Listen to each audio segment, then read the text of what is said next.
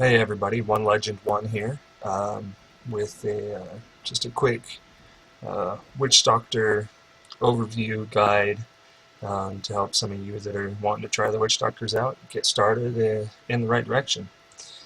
Um, I just started this guy just a couple days ago. I've got about 2 days playtime on him, and I'm sitting at 945k on the sheet, 6.5 million toughness. I currently run Torment 3 pretty comfortably. I can't get into Torment 4, but Torment 2 is my most efficient, I would say, right now. But I can do 3 and 4. Real quick overview of the skills I'm using and passives. On my left click here, I have Summon Zombie Dogs with the Leeching Beasts Ruin. Summon 3 zombie dogs from the depths to fight by your side. Each dog deals 12% of your weapon damage as physical per hit. And then I have this, gives me a little bit of life sustain. Your zombie dogs heal you for 100% of your life on hit with every attack. So I have that on my left click. My main kind of damage dealing spell that I use is Fire Bats, Vampire Bats. With Vampire Bats, there's no longer a channeling cost to the skill, just the initial mana cost. And this deals 425% weapon damage as fire. So basically, there's an initial mana cost, but then you just deal damage out as long as you want to, as long as there's guys around, you can attack them. Also, on my number 1 key, I have Spirit Walk Healing Journey. With this, you leave behind your physical body and enter a spirit realm for 2 seconds. While in the spirit realm, your movement is unhindered. Your link to the spirit realm will end your physical body if your physical body sustains 50% of your maximum life and damage. So basically, I'm at 400,000. I would have to take 200,000 life damage to end my spirit walk, which I don't think I've ever had happen, honestly. And then with this, I have Healing Journey, which you gain 14% of your maximum life when you activate Spirit Walk. So it's almost like having like another little potion, if you will. And then here's just what it looks like. And this whole time that you're in that Spirit Walk, you're basically, you yourself are untargetable. Only the body that you leave behind can take damage. On 2, I have Gargantuan with Wrathful Protector. Basically, summon a more powerful Gargantuan to fight for you for 15 seconds. The Gargantuan's fists burn with fire, dealing 575% weapon damage as fire and knocking enemies back. This skill is like a super nuke for, like big elite packs or bosses or what have you. Big old Gargantuan comes out, and right now this guy for me is hitting 85 million on his crits against the monsters. I'll show you a little bit later when we get into killing some monsters. On my number 3 key, I have Piranhas with Piranado as the ruin. Summon a pool of deadly piranhas that deals 400% weapon damage as poison over 8 seconds. Affected enemies will also take 15% increased damage. That is huge. Very important thing when you're trying to nuke down a group of monsters. Throw your Piranhado there. With the Piranhado ruin, the pool of piranhas becomes a tornado of piranhas that lasts for 4 seconds. Nearby enemies are periodically sucked into the tornado. So basically, you'll drop it down, and then it'll pull, the surrounding monsters into the Piranhado. which allows you to kind of focus them down with your fire bats a little bit easier. And that lasts for 4 seconds. So this is that. Let's go right there. It'll suck all the monsters in there, and you can just burn them down with your fire bats like such. And then last but not least, Big Bad Voodoo with Slam Dance. Conjure a fetish that begins a ritual dance that increases the attack speed and movement speed of nearby allies by 20%. So you're going to get a 20% attack speed and movement speed bonus from that. And then Slam Dance, the fetish, increases the damage of all nearby allies by 30%. So huge sort of group buff. You know, all your other players you might have in your group are going to take a 30% increased damage buff just from that. It works really well with, you know, your gargantuan, all your little fetishes you'll have running around, your zombie dogs. Just buffs them all up for you. So a quick little combo that I would do, drop like that, and then you're just gonna pretty much whatever you just attacked is dead. Just that easy. 1.3 million sheet damage right now with, you know, self-buffed like that. Huge nuke. Very fun class to play. This has been my funnest class. And then just a quick overview of the passives that I use. Pierce the Veil, all your damage is increased by 20%, but your mana costs are increased by 30%, which isn't huge. I'll show you, you know, in a second. That mana cost increase isn't really because of on your fire bats, your vampire bats, you just get the initial mana cost, and then you start regenning after that. As long as you're not constantly having to move and reposition, you won't have any mana issues with this build. Fetish Sycophants. When you cast a physical realm spell, you have a 5% chance to summon a dagger-wielding fetish to fight by your side for 60 seconds. Physical realm spells are listed there. The biggest one that you're going to use to spawn these fetishes is your fire bats, because you're pretty much going to have that running non-stop. And that, you know, when you're running this, you'll see the little guys pop up right next to me. There's one right behind me. Another one there. And you'll get a group of, you know, half a dozen of these guys running around. And these guys themselves will, with my damage right now, hit for 6 million apiece on their criticals. So huge sort of crowd control. They'll take aggro from the monsters around you. So I got a little jungle of them running around with me now. So those are very, very effective aids to your and then this right here, Grave Injustice, gain 1% of your maximum life and mana, and reduce the cooldown of all your skills by 1 second when an enemy dies. This is huge. That one, most important part of this one, I think, is the cooldown reduction of all your skills by 1 second every time an enemy dies. Basically, that allows you to keep your Spirit Walk up full time. And then your high cooldown spells, like your Gargantuan, 60 seconds,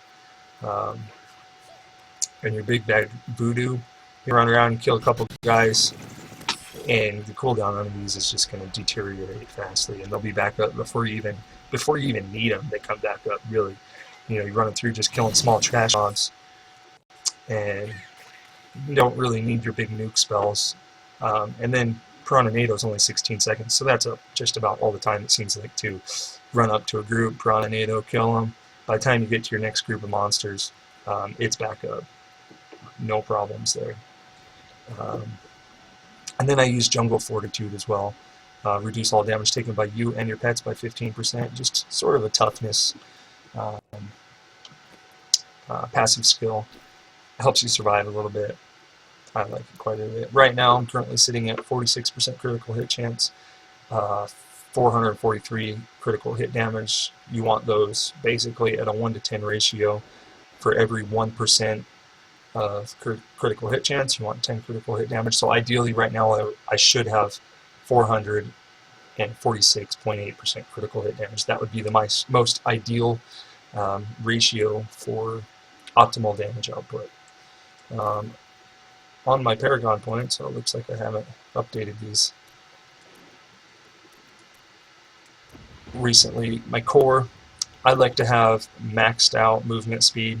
25% is the max, so I have 13% in my Paragon points to give me that 25%, and then the rest will go into intelligence for now.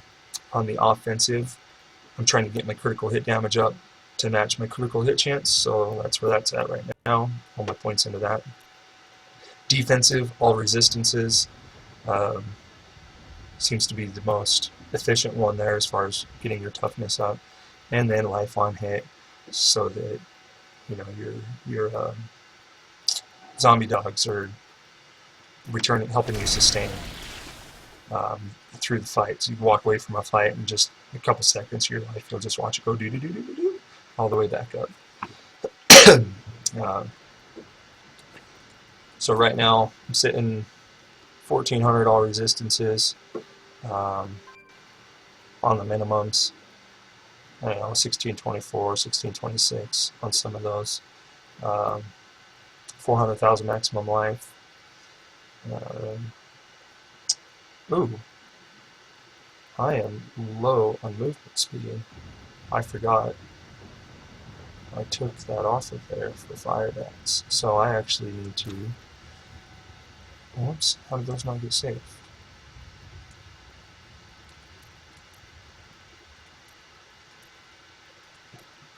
Ideally, I need to remake my Cane's boots so that I can have movement speed and fire bats damage. So I'll have 24.5% now. Lose a little bit of damage, but not a big deal. Movement speed, clearing through rifts, getting through them as fast as possible, I think is the most important thing. You're going to lose a tiny bit of damage, but that's, in the grand scheme of things, of clearing a rift, having that movement speed is going to help you get through it faster than a tiny, tiny bit more damage from having extra intelligence. Onto the gear that you want to be looking for.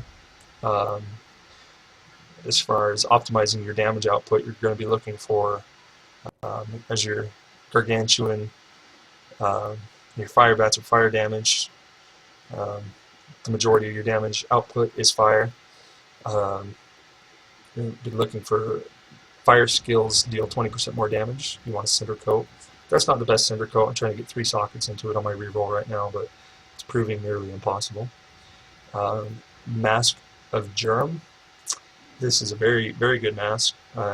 Helmet for your Witch Doctor. Increases fire bats damage by 13%, which is the secondary damage increaser that you're going to be looking for over fire skills. You're going to be looking for fire bats damage. And then after that, you're going to be wanting gargantuan or piranhas, whatever you can get. Sort of just a regular old amulet still. Like I said, I just started this guy a couple days ago. I haven't found an upgrade on that yet. On your wrists, fire skills deal 20% more damage with critical hit chance on there. You're going to want something like that. Reaper Wraps would be ideal, but I'm unable to get a pair with critical hit chance on it right now, so I'm made 4-5 and I haven't been able to get them yet. Ring of the Royal Grandeur. Big part about this is reduces the number of items needed for set bonuses by 1 to 2 with a 2 minimum. Reduces the set bonuses by 1, the requirement. So like my cane set right now, I get the 3-piece for free because I have 2, the pants and the legs.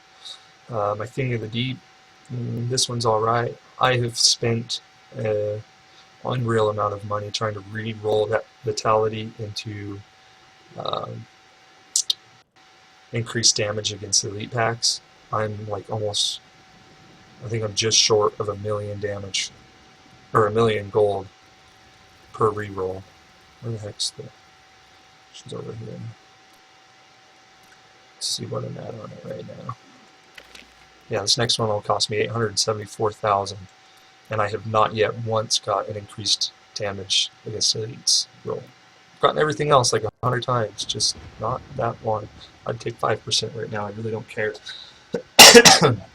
So that's that. The King's set right here is pretty good set that you can craft yourself. And 2-set bonus increased attack speed by 8%, but the 3-set with your Ring of Royal Grandeur, 50% better chance of getting magical items. Helps you find your legendaries a little bit faster while you're running your rifts. Got a Manajuma's carving knife for my weapon right now. Pretty decent. Broken Promise ring. I would love to find a Stone of Jordan right now, but that's freaking impossible for me. I don't have one on any of my guys. Mage Fist, 20% fire skill boost with critical hit chance. I would like to get a trifecta Mage Fist, but you know, this is a start. That's the first Mage Fist I've gotten so far. Then it did roll fire damage, 20%, so that's sweet. My shoulders right now, just spare shoulders, 15% piranha damage. Haven't re-rolled anything on that, don't really need to. Kind of like it just sort of sit right now. And my belt, I'm still using a level 60 Witching Hour because those are also impossible to find. But ideally I need to get, you know, if I could get this with some fire damage on it. I don't know if I can roll fire damage or not, but I think it can. And then an amulet, I'd be sitting just about perfect on my gear, minus tweaking a couple little things. I'm sure you guys are tired of hearing me talk, so I'll go kill a few things for you here real quick. Something quick. I'll just go kill some monsters. Show you how it works. We have this on Torment 2 right now.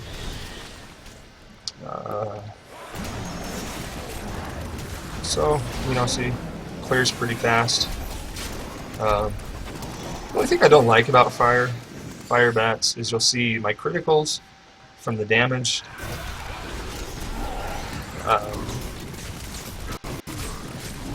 See 71 million crit there from my gargantuan, and of course I die because I'm an idiot.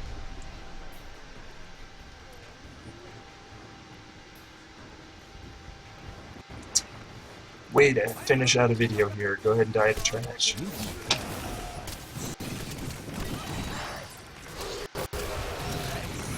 Like I was saying though, when I wasn't paying attention, the criticals for the fire bats you'll see don't show up like they do on other things in the yellow. They show up white, but they're critting, you know, I get them up in the 11 millions, regular hits are 5, 6 million, you know.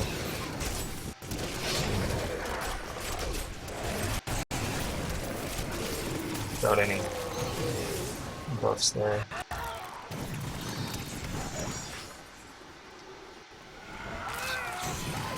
There's one for 9 million.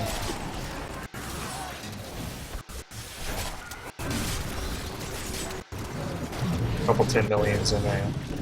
I just wish it was a little flashier, let you see those big, you know, bold criticals, but it doesn't, I guess. I don't know why it does that. But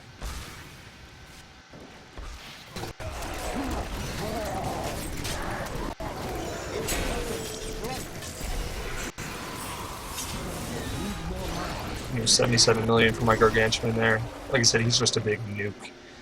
Sort of cooldown guy. I suppose I could have spawned some minions there. Delete that. But I think you guys get the you know, the basic gist of this build and how it all works. If you have any questions on it, feel free to ask, and I'll answer them as best as I can. Hope you enjoy the Witch Doctor as much as I do. He's been my favorite so far, and Reaper of Souls to play. So yeah, thanks for watching. Please don't forget to subscribe. I'll do more videos, guides, answer questions. I'll try to do, you know, a video or two every week as I get requests and stuff. So thank you, and until next time, happy hunting.